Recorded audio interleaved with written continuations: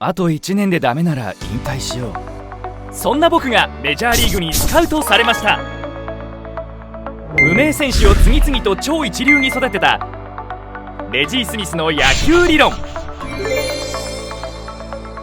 万人に通じる理論を基本から応用までポジションを超えて分かりやすく解説。大学で伸び悩み、これで最後と門を叩いた僕はわずか半年で球速が大幅にアップ。現在は 3A まで昇格。メジャーが目の前です。この動画があなたの野球人生を変える。レジー・スミス理論をあなたに。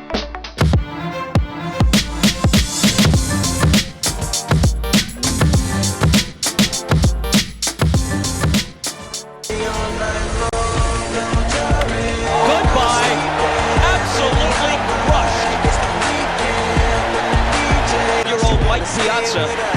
He listened very carefully.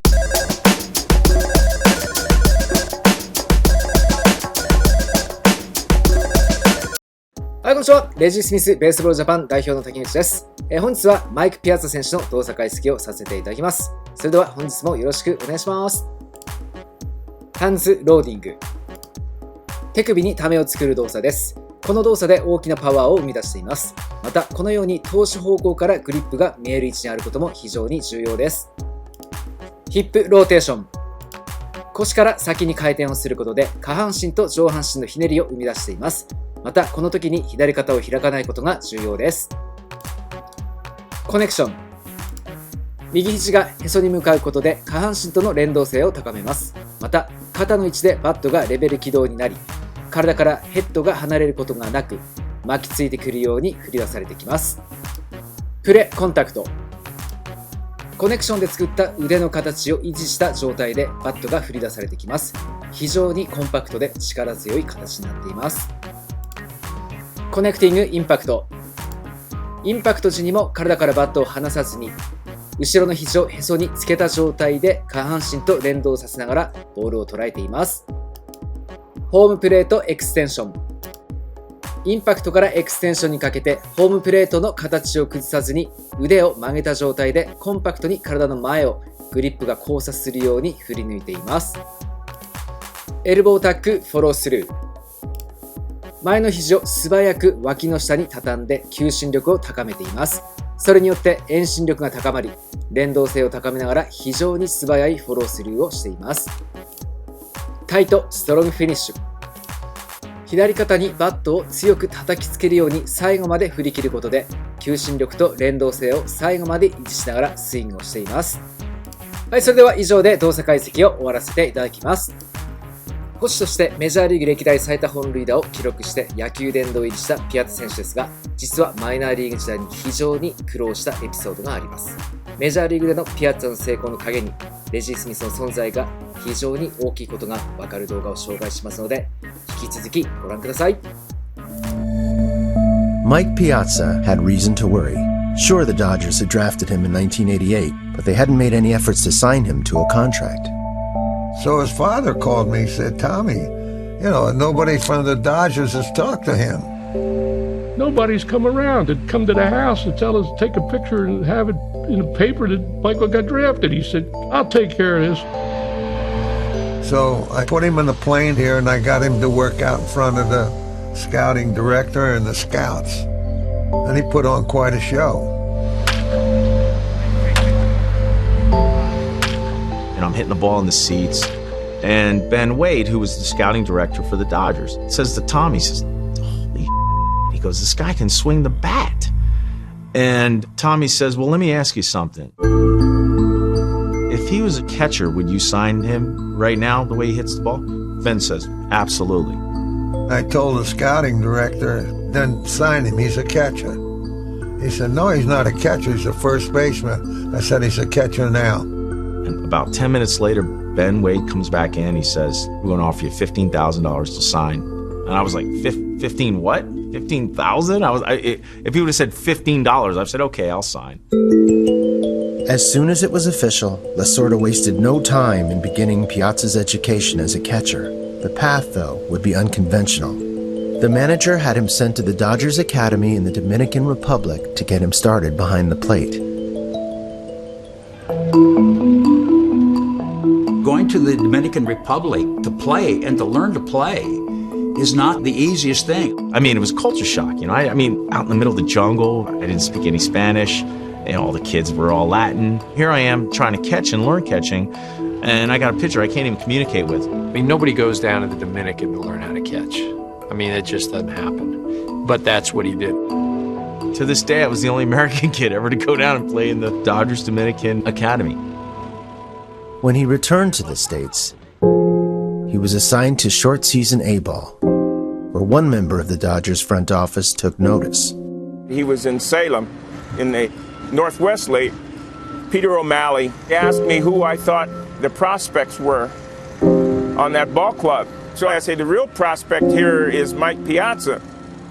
He says, Reggie, why do you say that? I said, because Mr. O'Malley, he has something that you can't teach. You couldn't teach power. The power was undeniable, but other figures in the organization couldn't seem to get past the story of how he'd gotten even this far. My minor league manager in Vero Beach, I did not get along well with that manager. You know, we just clashed. We locked horns. He had some problems in the minor leagues because everybody thought he was there just because of me. You know, the managers would look at me and they would see how unpolished I was, and they were like, you know, you know, I don't get it. I mean, you know, I don't think this kid can play. There was always that, he's only here because of Tommy. Because of Tommy. It was so bad, and I just said, I'm out of here. I'm just, you know, I'm not having any fun. And I walked away. He was ready to go home, and that was going to be it. Reggie Smith went to Mike's home and brought him back to Vero Beach. I got a call early one morning that Mike Piazza quit last night. I told him that there were people fighting for him, like myself and certainly Tommy Lasorda, because at the time we were probably only two that really felt that he was a prospect for us. And I told him that, you know, you're going to go back and you're going to do everything that you're supposed to do and then some. When I came back, it was like a switch just came on, and I was like, I'm gonna go out there and play with a chip, because the other way ain't working. It's Mike Piazza, the catcher from Albuquerque. Piazza with 13 homers and 46 RBIs, hitting .359. Within 2 seasons, Piazza had powered his way to the top of the Dodgers' heralded farm system, not just transforming himself into a catcher, but the franchise's #1 rated prospect. He went from AA, AAA, Major Leagues, boom. On September 1st, 1992, 62nd round draft pick Mike Piazza made his major league debut. There's a drive to right center field by Piazza, his first major league hit. The thing with Mike is it was just take off right from the get-go. Oh my goodness. There was never any transition. There was never any growing pain. Piazza unloads, no doubt about it. Line drive hit left field. Piazza does it again. His 1993 rookie season was historic. Another home run. The most home runs by a rookie catcher in Major League Baseball history. And in addition to his offensive marks, he also made an impact behind the plate. Setting a club record by throwing out 59 would-be base stealers, Piazza was a National League All-Star. Catcher, Mike Piazza. Was Mike basically drafted number 1,390 as a favor to you by Tommy Lasorda? That's correct, yes. At season's end, he was named the NL Rookie of the Year.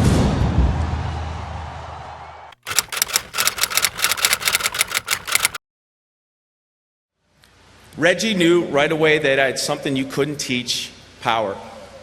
And he wasted no time working with me in the cage to refine my swing and make it shorter. He knew my swing at the time was too long, and he had to shorten it to make it quicker. He did this with a series of drills and disciplines he learned as a player in Japan. I responded, worked, and started to get it.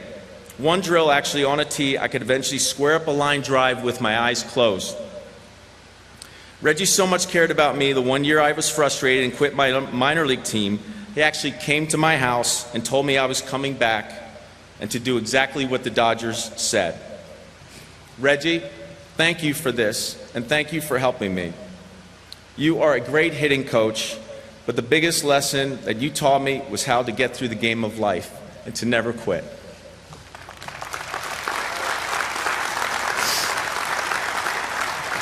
はい、こんにちは。レジー・スミスベースボールジャパン代表の滝口です。今回はレジー・スミスベースボールのオンラインアカデミーについて説明をします。